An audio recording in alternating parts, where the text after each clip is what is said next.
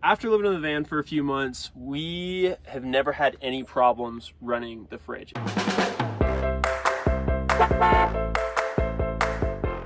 Welcome back to Jay and Nina. This week, it's only gonna be me because Miss Nina is behind the camera, unfortunately. But we're gonna go over how to run a solar setup for your guys' van, as well as how our solar setup is able to run a toaster oven and a mini fridge. We also just want to thank you guys for helping us reach 100 subscribers. Let's try and get to 1,000.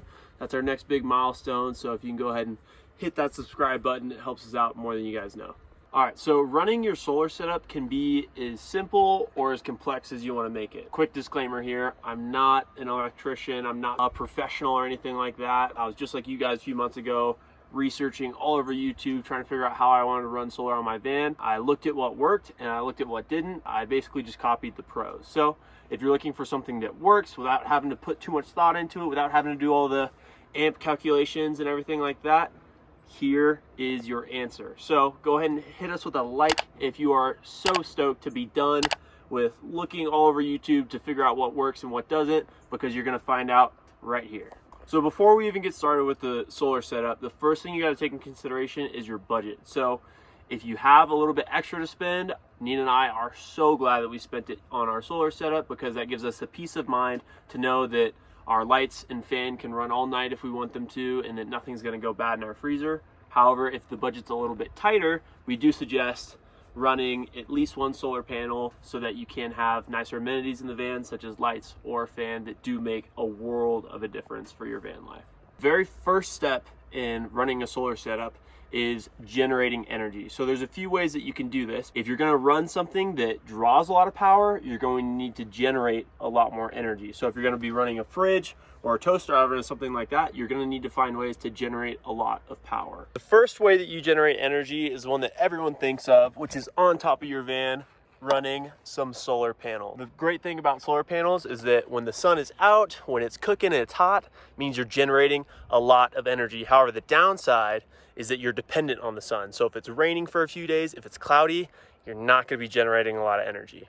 The second way to generate energy is going to be under your guys' car hood. So when you're driving, you're going to have your alternator generating energy from your car battery. So once the car battery is fully charged, the extra charge that would be generated is normally lost, but if you have a smart DC to DC controller, that's going to go ahead and store that for you. So this method is really beneficial if you're driving a lot. Nina and I run both methods. We use the solar panel because we like using the sun, but we also aren't dependent on sun. That way we can generate energy even on cloudy and rainy days. Step 2 is your charge controller. It basically helps you monitor the voltage and amps that are going into your battery coming from your solar. These normally come with a kit that you were to buy. Otherwise, you can probably find a really cheap third-party charge controller. I definitely would recommend it because it helps you babysit your battery a little bit and make sure that it's in good health. Step 3 is your batteries. So this is how we're going to store the energy that we are generating through our panels or through our alternator. Right here, I have two 100 amp hour deep cycle gel batteries. So depending on how much energy you need to store at any one certain point in time, that's how many batteries you'll need in order to store that. It's super important to differentiate your house batteries or battery banks from your car battery, because if you are drawing from your car battery, you're going to end up not being able to start your ignition because your car battery is going to be dead, off your lights on overnight, whatever it is. And then you generally want these to always have above 50% of their capacity. Whenever you start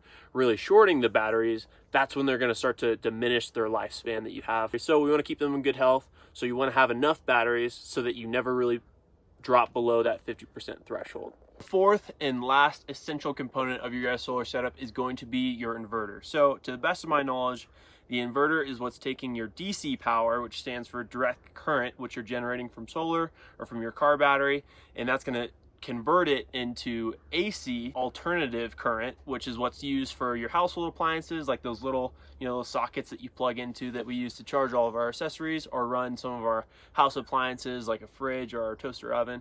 So that's what the inverter does, and that's why you need it. Inverters have tons of different wattage capacities. You want a higher or lower wattage depending on what you're running. Your fridge is running, if you're running the toaster oven, if you're charging all of your laptops and iPhones and everything, if you're running everything at one time, your peak wattage should not be past that threshold. If you're only running lights or a fan, you're not going to be running too much at a certain time, so you can get away with a much lower watt inverter. So now that you guys kind of have a general idea of how to run a solar setup on your van conversion, I'm going to walk you through step by step what our solar setup looks like on our van. First thing you got to do is generate energy. So we got our 2 solar panels up here. Some people debate running them in series or parallel. It doesn't really matter. Just go ahead and connect them up. And then you're going to run them through your roof. I suggest getting some sort of transitionary piece to go from the wires down into your roof. As the solar wires run down through the wall, they are going to connect up in your little electrical hub to your solar controller.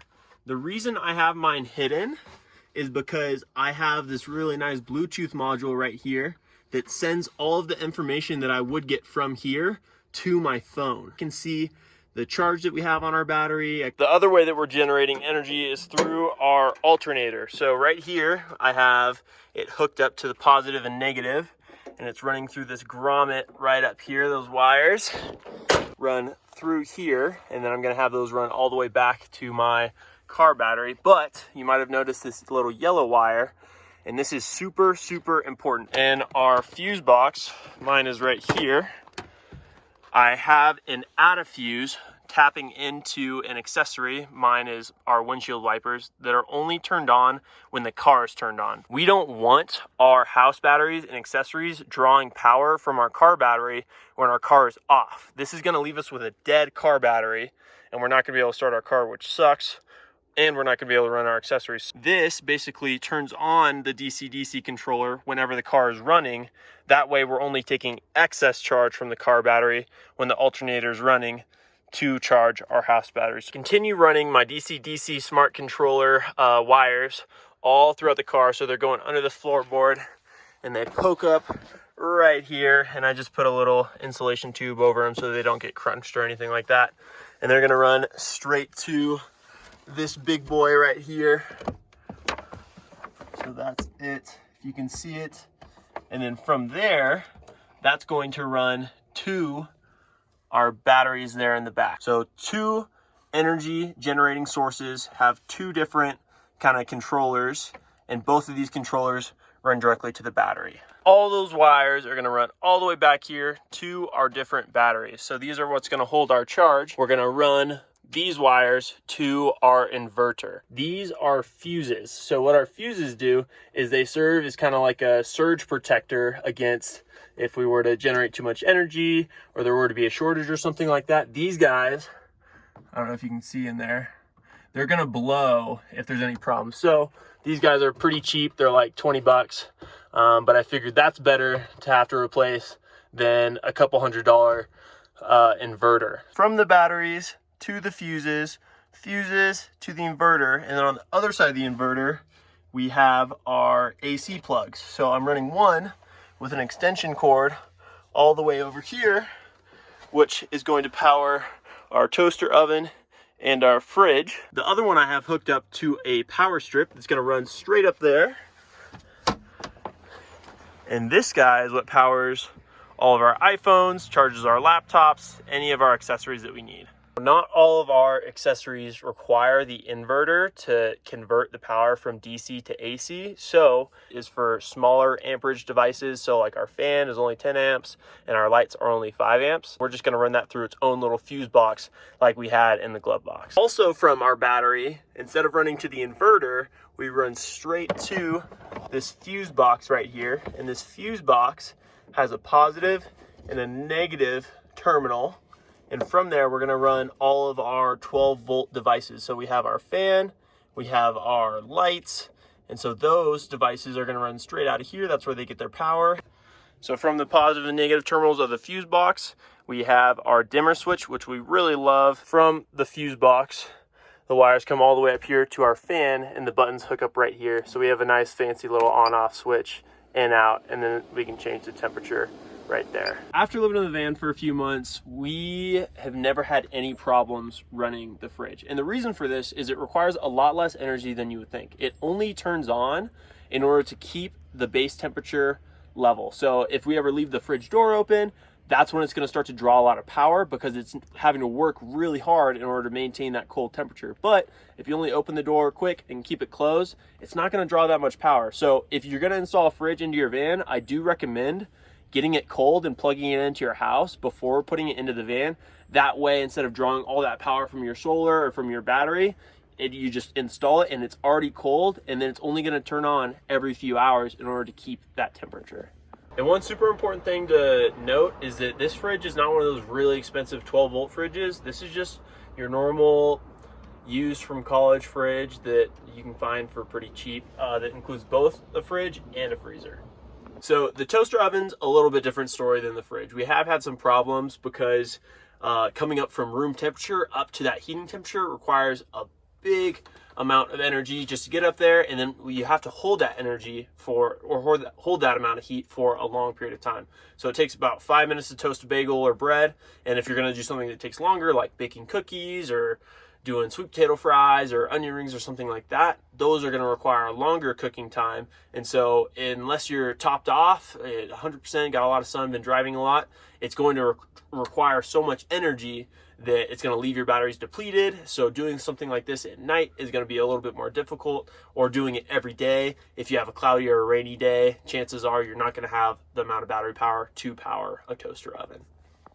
So the beautiful thing about your solar system is that it's always evolving. You can always add on to it. Nina and I are looking into adding another solar panel as well as another battery to our setup. Because this guy does require so much energy, we need to be able to generate energy faster. So a third solar panel would do just that. And then we want to store more energy whenever we do a long drive. So when we're topping off our batteries, we can store a much larger amount that when this guy's going, he's not leaving our battery so depleted, especially if we want to run it at night.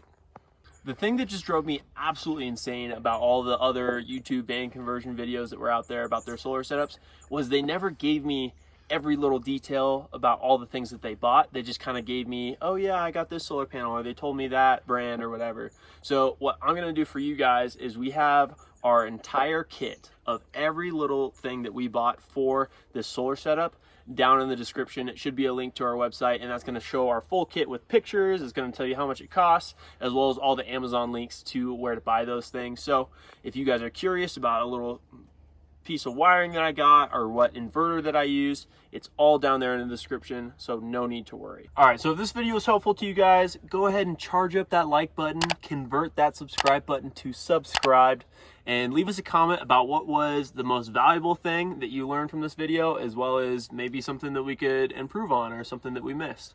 Let us know.